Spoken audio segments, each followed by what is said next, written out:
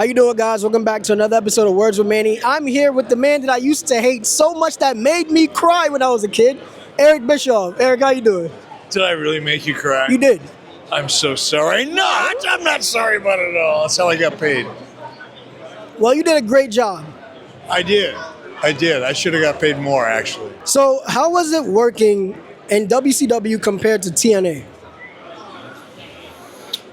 Well, TNA was a much smaller operation, a lot less moving parts, a lot less people, a lot less pressure in some respects. So as a result of that, it was probably more fun, too.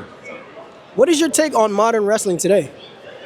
It depends. When I look at the storytelling, that's always been such a big part of wrestling. I think the storytelling in WWE is incredible. I think they've learned how to utilize nuance and subtleties, but at the same time doing a much better job of making each story episodic. So it just gets you into it more. Then you look at the athleticism. You go back and look at 20 years ago, things that guys could do. Now, let's take Eddie Guerrero and Rey Mysterio and Chris Benoit and Dean Malenko, and they'll take those guys out, set them aside, because they were in a class on their own. But if you look at just across the board, American professional wrestlers, the athleticism today is so far ahead of that. So between the better storytelling, the more athleticism, at least in WWE, I really like what I see. I think, AEW, look, their audience just loves high spots. And that's what they get. And if that's what you like, that's what you like. But for me, WWE, the athleticism, the storytelling is absolutely off the charts. And you're big on storytelling. I know that for a fact. What has been the greatest story that you felt like you have told? Well, there's two, really. There's the NWO story, and in one respect, that might be the biggest because it made the most noise. There's still people walking around here today with NWO shirts on. NWO hasn't been around in 25 years. How do you feel about that? I think it's cool as hell. I'm walking by, this is a cool part. I'm walking by people, like younger people, right? 18, 20, 22 years old, and they're all wearing their NWO shirts. I walk right by them. They don't even know who I am. And that's cool as shit. Because the idea that the NWO will be around longer than I will, or Hulk Hogan, or Kevin Nash, and already it's obviously outlived Scott Hall and some others, but the fact that it's such a part of our culture to this day is cool as hell.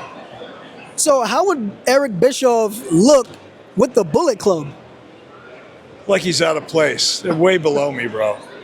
That's just, I don't work at that level. I work at this level. Right.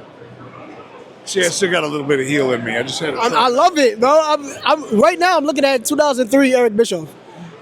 When it comes to everything you have done, because I know right now you're in MLW. How fun has that? I stopped at MLW for a cup of coffee, did a couple appearances, had an absolute blast.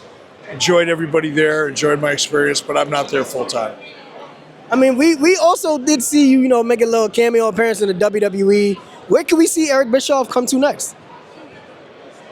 Depends who calls me next. I'm out there. Just a matter of time. Pick up the phone. Pick up the phone, guys.